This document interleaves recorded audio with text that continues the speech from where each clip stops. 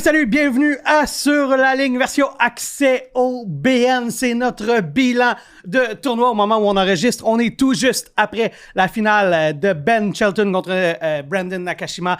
Ben Shelton a défendu son titre. On va en parler en long et en large. On va regarder ce qui s'est passé du côté de Toronto et on va revenir sur ce bilan qu'a fait Valérie Tétrault de cet Omnium Banque Nationale 2026. Mais d'abord, Charlotte Robillard, Milette à ma droite, Hugues Léger un peu plus loin, Alex Réjabal à votre compagnie. J'espère que vous allez bien, vous portez bien. Est-ce que le niveau de fatigue, Hugues, est pas trop mal? Non, on est prêt pour un bilan de 2 heures au moins. Donc, on a vraiment préparé ce show-là pour terminer ça en beauté. Non, mais ça va. C'est la finale, les confettis, le trophée, le champagne, tout va bien. Charlotte, le niveau de fatigue, ça va, ça tient? On est au top. Il est seulement 10h45, rien de moins. Tout va bien. Ça finit en beauté. Puis on va tout donner pour le dernier épisode. Je pense Charlotte? qu'on va fermer le stade ensemble. Ouais, On va fermer la salle avant que... Main dans la main. Ouais, main dans la main avec Alex et Lily qui sont derrière. On a 2 spectateurs en studio. Avant que je me lance dans ce bilan de tournoi, Charlotte, tu me sembles ravissante dans ta robe bleue de Wilson que tu as finalement reçue. Merci d'avoir remarqué. Yeah. Donc, on a parlé de Wilson sur le balado parce que ils font un travail Potapova. incroyable. On parlait de Potapova et Kostyuk qui ont des kits incroyables depuis les derniers mois. Eh bien, j'ai reçu moi-même, de la part de Wilson, Let's go! très Merci, reconnaissante d'avoir reçu cette belle robe. Elle est sublime. Elle est vraiment belle. Ouais. Je vais mettre des photos plus tard, vous verrez. Ouais. Elle est très confortable aussi. Ça fait très bien. Merci. Tu as hâte d'aller... Tu vas-te la porter quand tu vas aller coacher? Oui, je pense que Oh, oui. bye Je vais bye. la réutiliser, c'est certain. C'est comme un bleu marin, ça va bien avec mes yeux. Il n'y a rien à dire, c'est excellent. En bon québécois, c'est pas gênant. C'est pas gênant pantoute, mais il en reste plus beaucoup parce que ça Sont part sold comme out. des petits Ouais, pains ouais. chauds. Donc, je me sens très privilégiée d'avoir mis la main sur une des robes. Good thing happen to good people. Merci, J'aime ça, Wilson. Bilan de fin de tournoi. Commençons avec ce qui s'est passé du côté de Montréal parce que Ben Shelton a défendu son titre ici. Unbreakable Ben. Incroyable. Je voudrais pas être en retour de service contre lui. Juste rappeler que Hugues et moi, nous l'avions depuis déjà un bon petit bail. Hein? Ouais. Moi, j'ai pas été bonne avec mes prédictions. Non, ça cette n'a semaine. pas bien été Ouais, cette c'est pas semaine. grave. Regarde, Écoute. t'en gagnes, t'en perds. Hein? J'ai eu un kit pour Tu ça. sais, au tennis, Tout va là, bien. au tennis, tu perds à chaque semaine. Ou à peu Exactement. près. Ben, j'ai Ok? perdu à chaque jour. Mais je restais dans le tableau. Ouais, ben c'est ça.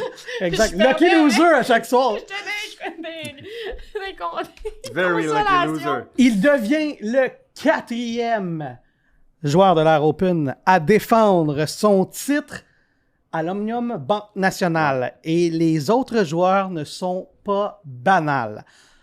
Andy Murray, 2009-2010. Novak Djokovic, 2011-2012. Très bonne compagnie. Raphaël Nadal, Vas-tu 2018-2019. nous nommer le Big Four, là? Ben non, parce qu'il est le 4e. Je viens d'en nommer Ah, il est trois. le 4e. Il est dans- C'est le nouveau 4e du C'est Big Four. le nouveau Big Four. C'est ça. Mais toutes des numéros 1 mondial. Ouais. Et Ben Shelton pourrait peut-être être un jour numéro 1 Moi, mondial. je pense qu'il va gagner un grand chelem. Probablement l'US Open. Il est Mark en my words. très bonne. Wow! Peut-être pas cette année, mais Ah, éventuellement. D'accord. ouais. Il est J'y en crois très bonne aussi. compagnie. Je l'ai vu jouer, j'avais la chance d'être tout près, puis Ouais. écoute, son service, c'est Mhm. spectaculaire. Il a été brisé 3 fois dans tout le tournoi. Taux de réussite de 94% au service. C'est 45 incroyable. fois sur 48 qu'il était capable de garder son service, Ouais. c'est incroyable. Puis il est capable de varier aussi, ça rentre Ah ouais. à 220, C'est quelque chose à voir. 230 Ouais. km/h, mais aussi avec un kick parfois. Kick du côté égalité, hallucinant. Il y a un angle, Ouais, elle ouais. vient courte, puis elle bondit super Ouais, haut. ouais. C'est quelque chose aussi que Nakashima avait beaucoup de difficultés. Il prenait toujours les points d'impact en haut des épaules, donc Exact. il essayait d'avancer, mais c'est pas facile. Ouais. C'est pas simple de ce Impressionnant. côté-là, puis Impressionnant. il l'a bien exécuté encore une fois ce soir. D'ailleurs, Hugues voulait prendre un Melanace à chaque house de Ben Shelton, mais là, il a abandonné le projet. Il a dit, ben non. On se serait pas rendu. Je serais couché en dessous de la table. Ça serait pas rendu au show. Mais il était rendu à 15 ace. T'as failli vers dire la fin. Melanace. C'est ça que t'as fait. Mais Ben, j'allais dire 15 Melanace, mais là, j'espère que non. Non, un Café Vito, ça aurait fait l'affaire. Ouais. Ouais. Merci, Café On parlait Vito. de Balagnese dans le bilan tout à Ouais, l'heure. on va en parler. C'est évidemment qu'on va en parler. Ben Mais oui. là, c'était ma façon de te setuper sur le Café Vito, mais tu l'as pas vu passer. Non, ben Vito, à cette heure-ci, on n'a pas assez pris, on est un peu fatigué. Mais demain, on revient à la charge avec le Café Vito. Le meilleur café de Merci Miami pour international. l'accompagnement toute la semaine. Merci, Alex. Salon des Ça nous a joueurs, permis Banque de nationale. garder... J'ai fait ça, cette plug-là, subtilement. Vito Azul, non, mais Vito a eu un article dans la presse, en plus, cette semaine. Il est venu sur notre show. Oui, sur notre show, mais qui a souligné son travail. J'étais content de voir dans la presse. C'est un charmant garçon. Le meilleur café italien de Montréal. Il y en a d'autres, des plugs aussi subtils que ça qui s'en viennent dans le show, je vous le Deux, garantis. trois, deux, trois. Peut-être que Hugues va les... Mais là, on passe du frais de pancarte. Faites-moi signe. Je donnerai pas. Il est tard. Il est tard. C'est notre deuxième show, plus Ouais. tout le contenu qu'on a fait. Mais vous voyez encore, on a encore beaucoup d'énergie. Ouais. Avez-vous quelque chose à ajouter sur Ben Shelton? C'est pas mal, ça s'est passé pas mal comme on passait. Charlotte, je t'ai entendu dire hors d'onde, c'est comme moi. Ça répète une finale plus âprement disputée, mais ça a été pas mal d'un seul côté. Là. Moi, je trouvais. Je trouvais qu'il y avait une coche au-dessus. On connaissait Shelton. la fin déjà. Ouais, très explosif, très puissant. Il était vraiment concentré sur chaque point. On voyait que c'était vraiment important pour lui de rien laisser passer, de pas donner une seconde à son adversaire pour tenter de revenir dans le match. On sentait de Nakashima, il y avait peu de solutions. Il a bien joué quand même, mais il était au max, mais Exact. c'était pas assez. Ça allait un peu trop vite, Ouais. puis il a fait des belles montées au filet, Oui, des belles tout de volées, même, ouais. des belles volées du revers en croisé qui gardait la balle courte.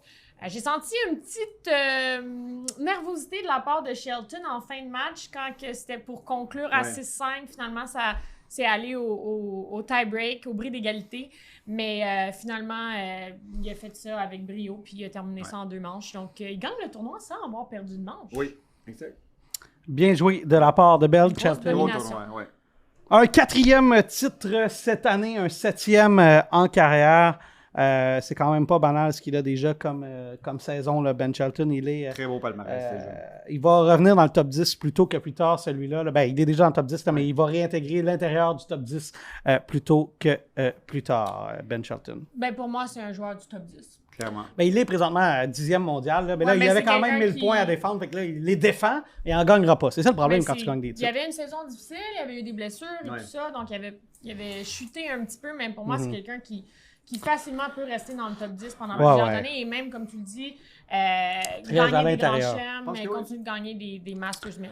Du côté de Toronto, on avait une super finale entre Iga Swiatek et Elena Rybakina. On voyait Rybakina peut-être favorite de notre côté, en tout cas, parce que elle a toute une saison. Ben, depuis novembre passé, là, on se disait que c'est peut-être la meilleure joueuse au monde là, sur le circuit de la WTA. Elle avait joué beaucoup plus que son adversaire. Elle a fini plus tard que son adversaire, Iga Swiatek, qui a finalement, elle, remporté un premier titre cette année. Ouais. Victoire du côté de Toronto pour la Polonaise.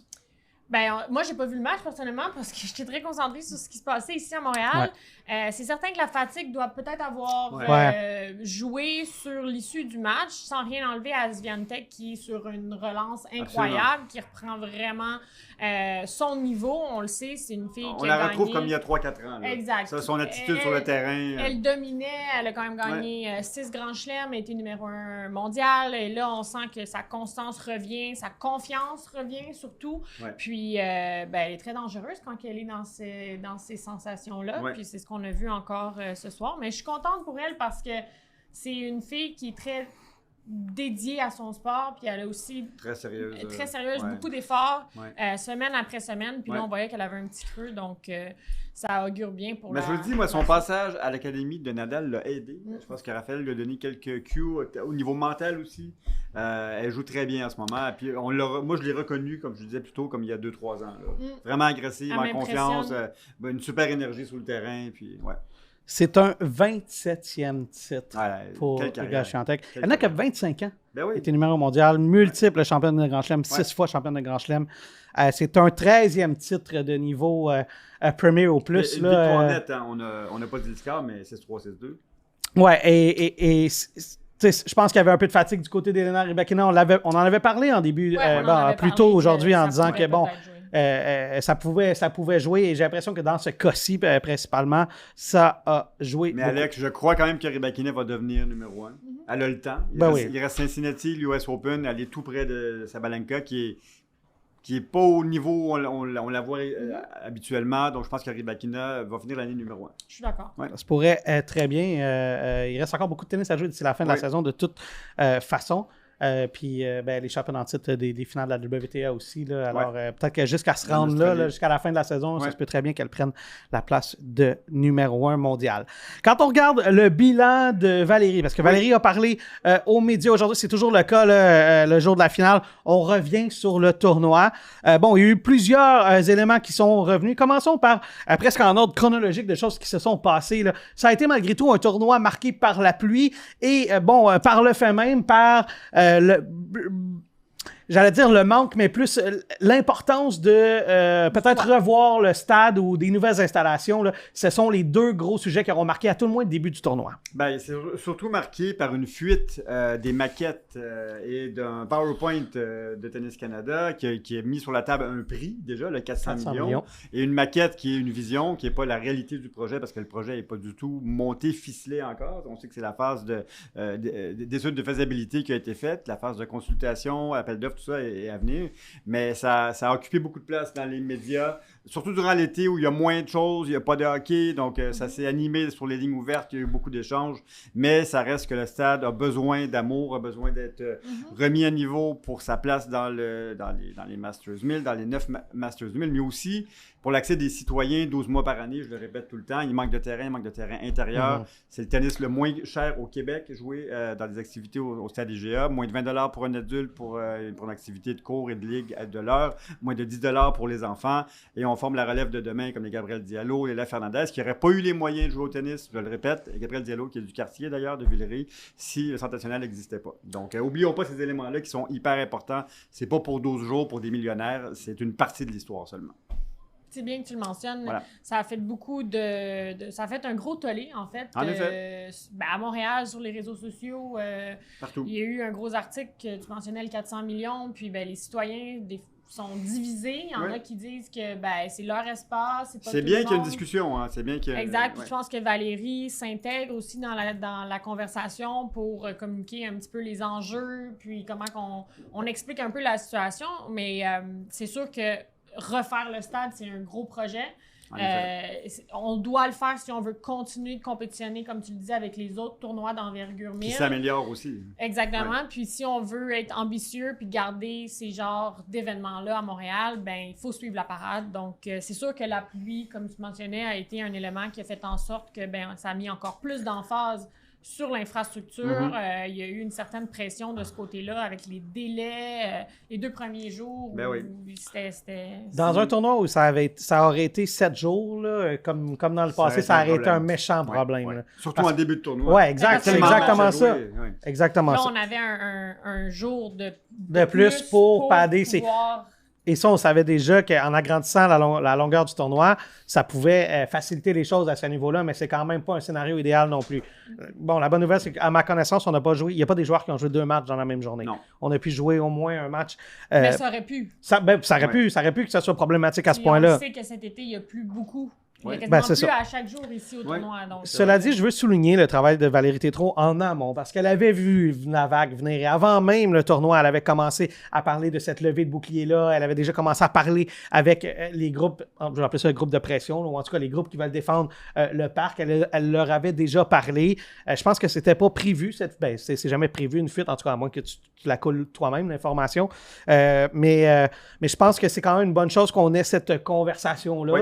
Et je pense que Valérie Tétrault fait un bon travail dans ce contexte-là. Elle s'est fait demander, est-ce que l'ATP et la WTA ont commencé à mettre des ultimatums? Elle a dit, on n'est pas rendu là, mais on ne veut pas se rendre là non plus. Mais il y a une visite, justement, du CEO de l'ATP durant le tournoi, puis il a dit, une rénovation, c'est pas un nice to have. Il faut l'envisager. Non, c'est pas un caprice. Exact. Puis sans mettre de la pression sur une date et une menace, c'est pas du tout ça, mais il faut l'entreprendre maintenant. Il faut commencer à en parler. Puis, bon, l'autre chose qu'il faut garder en tête, c'est que, ultimement, bon, on veut pas nécessairement se rendre à ce que l'ATP ou la WTA ajoute des dérogations. Parce que présentement, ce que Valérie nous disait, c'est qu'on a déjà des dérogations. Il n'y a pas assez de terrain par exemple, pour justifier le niveau Masters 1000. 4 terrains en site satellite à Claude Robillard qui sont nécessaires pour avoir suffisamment de plateaux. Donc, ça fait pas l'affaire des joueurs d'aller un peu plus loin. Quand ils viennent pour chauffer dans réserver, un autre club, puis devoir faire 20 minutes de voiture pour aller là, ensuite revenir pour son match. Il y a des joueurs qui n'étaient pas contents, je l'ai eu c'est sûr. Tu sûr. es concentré dans le même espace, dans le même environnement. Ouais. Tu viens, tu t'échauffes, tu joues ton match. C'est sûr que la dérogation, elle est donnée parce que c'est un tournoi qui fonctionne bien au niveau du guichet et au niveau des revenus. Alors, oui, on va y revenir. Mais c'est des infrastructures qui ont été construites. 69. On est dans la galerie de presse au moment où on enregistre, de la galerie de presse des expos, construit en 68, des premières saisons en 69. Ça tient de peur encore, là. Souhaitons qu'on finisse l'émission. Souhaitons qu'on finisse l'émission, ça tremble un petit peu. Là. Avant que j'aille justement au guichet, parce que je veux qu'on parle de l'autre gros sujet, parce que j'ai dit que j'y allais à peu près en ordre chronologique. Là. Mis à part cette qualification de Duncan Chan et d'Alexis Gallardo qui a bien fait en double, ça a été un tournoi marqué par des forfaits ou des blessures canadiennes. Et ça, c'était le pire scénario au niveau canadien. Chapeau a abandonné après dans son match. Diallo a abandonné durant son match. Et Félix, tout juste avant son match, se retire. Ça a été un point tournant, en tout cas, pour Tennis Canada dans ce tournoi-là. Oui, ça a été un choc pour tout le monde. Les gens étaient en route pour venir à la session de soirée. Le mercredi, première semaine pour Félix, on apprend que Félix doit se retirer pour une blessure au dos. Et nous, c'était pendant l'épisode. Il n'y a personne qui a cru. Tout le monde était sous le choc. On a vu la face de Charlotte quand ça a été annoncé. On était tous estomaqués. Plus de 100 000 visionnements pour ta face. Oui, ça a été notre contenu le plus vu de tout le tournoi. Mais moi, je pensais que c'était une blague. Moi aussi. Puis, moi aussi. Ça ne l'était pas, malheureusement. Mais je pense que ça l'a impacté beaucoup. Il y en a qui avaient déjà acheté leur billet. Donc, c'est sûr que là, tu es en route ou tu avais planifié venir. Évidemment, tu ne t'attends pas à ce qu'il se retire. Donc, tu fais ta journée en conséquence. Donc, je pense que tout le monde était déçu, évidemment, de ne pas voir Félix, qui est la coqueluche, qui était la deuxième tête de série, qui est notre meilleur joueur canadien. Il y avait un gros buzz autour, là. Oui, donc ça a fait un coup dur. Puis, c'est sûr que les autres Canadiens qui ont eu des blessures, puis on dirait que c'était. Puis après, Zverev, qui perd tout de suite après. Donc, 29 des 10 premières têtes de série n'ont pas passé les huitièmes de finale. Exactement. Et ça, c'était une première dans l'histoire. Donc... Quand tu vois Nakashima en finale, qui était dans la partie de tableau de Félix, tu te dis... J'y ai pensé beaucoup. Qu'est-ce que ça aurait été? Hey, imagines-tu, à soir, là, une finale Félix-Shelton. On peut pas partir à 2h du matin. Il n'y en a pas de problème. Là, c'est correct. Là, ça aurait été correct. Mais là, c'est correct. On n'est pas obligé de partir si tard que ça. Ça va être beau. D'ailleurs, tu vas repartir comment, toi? Tu vas repartir en Cadillac. Toujours en Cadillac lyrique. Je vois que tu parles à Charlotte. Moi, je vais faire en Cadillac lyrique, 100% électrique, parce que je sauve de l'essence en ce moment. Voilà. Et c'est une bonne nouvelle. C'est une bonne nouvelle. Cadillac West Island. Parce que c'est loin, Farnham. Et Jean-Marc Dernay, était hyper content de son passage avec nous. Je pense qu'on va le revoir l'an prochain. Et on va revoir la Cadillac lyrique l'an prochain, mais ça va être à 2027. Je vais avoir une petite voiture. Je vais te la prêter. Puis aucun problème. S'il veut venir en studio, avoir le studio Cadillac sur la ligne, là, nous autres, on va prendre ça anytime. Ça a marché quand t'as callé Wilson. Pourquoi pas? Oui. Je vais caller tout. Je vais appeler tout le monde là, que j'aime. Là. T'es la bonne personne. T'es la bonne personne pour faire de la représentation. On va te donner 10% par commandite. Juste directement dans tes poches, Charlotte. On parle avec Chaos Ça va nous de ça faire plaisir. la semaine prochaine au bilan. On est en voiture avec toi. C'est bon. Bon, plugger commanditaire. Voilà, merci. Mais tu repartiras pas trop tard dans ta Cadillac ce soir. Ça va être pas si mal. OK? Il y en a par contre qui s'en retournent à la maison ce soir. Il y avait beaucoup de spectateurs. En moyenne, il y avait quelques 22 000 spectateurs par session.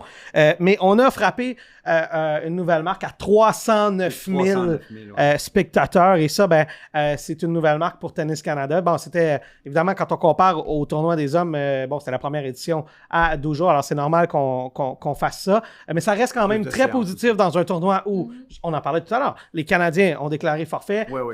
Et on a fait 6 séances à guichet fermé. La demi-finale n'était pas à guichet fermé hier, mais il reste que dans le contexte, les amateurs sont au rendez-vous. Je pense qu'il y a une grosse croissance de popularité au tennis, ce qui est très bien pour le sport. Les gens s'intéressent de plus en plus, le regard. Plus 20% en participation. Exact. En plus, donc, je pense que en général, avec les tournois de Wimbledon, US Open, ça devient très cool, entre guillemets, de regarder du tennis, de jouer au tennis. Il y a eu beaucoup d'influenceurs aussi qui ont rendu la chose populaire. Donc, sachant aussi qu'on surfe un peu sur la vague de Vicky l'année passée qui a gagné le tournoi, ça doit avoir aidé aussi aux gens qui avaient eu une expérience extraordinaire l'année passée qui ont voulu revivre un peu ça cette année. Donc, malgré que, bon, Alcaraz, Sinner, Djokovic, puis tous nos Canadiens se sont retirés d'une certaine manière, il était un peu tard, en guillemets. Ce qui m'impressionne, Charlotte, Alex, c'est que c'est 309 000 personnes sur le site. C'est pas des billets c'est ça, vendus exact. avec des no-shows après dans ouais. 309 000 qui ont passé les tourniquets ou les... Puis l'autre chose à nuancer aussi sur ce que tu dis, Charlotte, tu sais, on a parlé au beaucoup de tournois. Yannick Sinner, Alcaraz n'est pas là, Djokovic n'est pas là. Avez-vous le tableau à Cincinnati? C'est le même. Sinner n'est pas là. Même tableau. Alcaraz n'est pas là. C'est le même tableau. Ben, fait que c'est pas une question que c'est Montréal. Favori 1, Zverev, mais on en parle beaucoup que c'est Montréal et Cincinnati. Ben oui. C'est sûr. Qui prennent le coup dur. En même temps, tu sais, en tout cas, faudrait que je fasse l'analyse, mais il y a des tournois sur terre battue que sûrement des joueurs laissent aller parce qu'ils vont jouer Roland Garros 2 semaines après, ou peut-être qu'à Queens, il y a du monde qui se retire ou à Halle parce qu'ils vont jouer à Wimbledon. On le voit souvent dans la série sur terre battue, Monte-Carlo, Rome, Madrid qui s'enchaînent très vite, Barcelone qui est un 500 qui est populaire aussi. À partir de semaine après semaine, tu peux pas tenir le coup. À partir de la session de terre battue, l'horaire est complètement fou parce que tu joues 2 grands chelems dans à peu près un mois. Là. Au mois de mai puis début juin. Les joueurs et les joueuses sont fatigués. C'est normal parce que c'est le stretch. Mais il y en a beaucoup aussi qui ont pris des vacances. C'est des vacances qui se sont mariés. Qui se sont mariés. Non, mais c'est vrai, c'est comme un bon temps pour prendre quelques jours. Je suis en train de lancer des messages, Charlotte. Un spectateur très attentif là de bord. Moi, je dis ça, je dis rien. Oh, maman Alex! Mais il s'est passé, là, c'était il y a une couple de semaines. Ça va l'an prochain. On salue Alex. On salue tous tes fans. C'est tout fait avec son eau. Incluant ton chum. Attends, d'autres statistiques du J'y allais juste là. Check bien mon lien. Il me semble qu'on est dû pour un verre. Dis le mot statistique. Statistique. OK, merci. Ah, mais tant qu'on est dû pour un verre, oui, moi je suis dû pour un verre. Ouais, t'es dû pour un verre. Oh my. Un verre de quoi? Un verre de Melanace. Et plus de 27 000 unités vendues pour, j'ai dit combien? 500 000 de revenus. C'est vraiment très bon. 1,5 million de revenus pour le drink signature, le cocktail signature, le Melon Pour une première année. Avec, première année, en partenariat avec Grey Goose, et qu'on a d'ailleurs fait avec Maxime Corriveau. Voilà, sur notre plateau. Mais quand on sait que le US Open vend pour 250 millions de dollars américains de Melon c'est le Honeydew. On n'y est pas encore, mais 500 000, c'est quand même très bon pour la durée du tournoi. Ils en ont vendu plus de 25 000 unités. C'est un succès. Ça coûte pas si cher que ça à faire. Et d'autres, on en a acheté quelques-uns durant... nous, c'est la moitié. C'est grâce à nous là, qu'on s'est rendu là. C'est pas moi qui ai payé. Moi, j'ai pas payé la moitié, mais il y en a qui ont plus de moi que moi. Non, mais c'est un élément de l'expérience du tournoi qui se met en place. Puis d'identité du tournoi. Tu sais, le Honeydew, ça fait partie de l'identité. On en parle chaque année. À Wimbledon, c'est les strawberry... Oui, puis le pim, c'est strawberry and cream. Voilà. Et Roland Garros, c'est le champagne. C'est le fun que chaque tournoi ait sa touche. Tu m'amènes tellement à bonne place. On y arrive. C'est exactement. C'est la fin de l'épisode que tu m'amènes à Champagne. D'ailleurs, Charlotte Champagne. Vous ne le saviez pas. Si vous voulez connaître l'histoire de Charlotte Champagne, allez sur nos médias sociaux. Vous allez comprendre pourquoi est-ce qu'on vient de dire ça. Mais surtout, ça m'amène à vous remercier parce que vous avez fait un travail exceptionnel, Charlotte, Hugues, Ulysse qui a fait des vidéos et Lily qui est derrière nous, toute l'équipe de Chaos Sport, Demi, Pat, toute cette gang-là, Jacob, Didier qui est venu faire un tour tout à l'heure. Merci vraiment parce que c'est 2 semaines hyper intenses.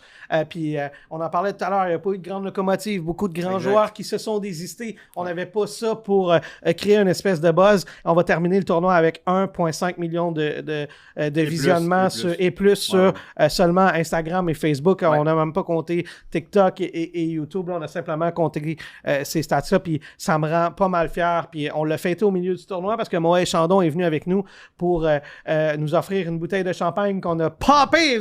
Littéralement. Sur J'ai failli pas finir le tournoi, j'ai failli me retirer moi aussi. Je me suis accroché. OK. Puis si vous voulez voir... Ils s'en est même pas rendu compte. Non, je sais. Un professionnel jusqu'au bout des dents. Mais je suis vraiment, vraiment fier. Puis, tu sais, c'est pas pour rien quand j'en ai parlé que j'ai eu les larmes aux yeux, tu sais. Puis, ça me fait vraiment plaisir de couvrir ce tournoi-là avec vous. Puis, bravo pour votre excellent travail. Merci une fois de plus à Moët et Chandon d'être venus célébrer ça avec nous. Et nous, on va se retrouver dans 2 semaines parce qu'on va prendre congé lundi parce qu'on vient de faire 14 shows là, en ligne. Fait que ça, c'est notre épisode qui aurait été lundi. Fait que ça ne vous dérange pas, on va prendre un petit break. Merci encore une fois. Et là, on a décidé qu'on terminait le show d'une façon un peu différente. Oui. On a une vedette dans l'équipe montante. C'est pas moi qui va terminer l'émission. On va amener Lily, vous l'entendez. Contre son gré. Contre son gré. Notre réalisatrice. Bravo! Celle qui est derrière la caméra. Tâche connexe. Et tout en se connecte. On lui a demandé de parler dans le micro de Charlotte. Lily, peux-tu, s'il te plaît, Donnez le mot de la fin. je te donne. Attends une minute. Lily, comme c'est la tradition, je te donne le mot de la fin. Salut, salut! Oh, je l'avais pas vu venir, ça! Elle a hijacké le show! Attends, Vas-y, j'y vais. je te donne le mot de la fin. Bon tennis Alex, bon tennis Hugues, bon tennis Charlotte et bon tennis tout le monde. Merci.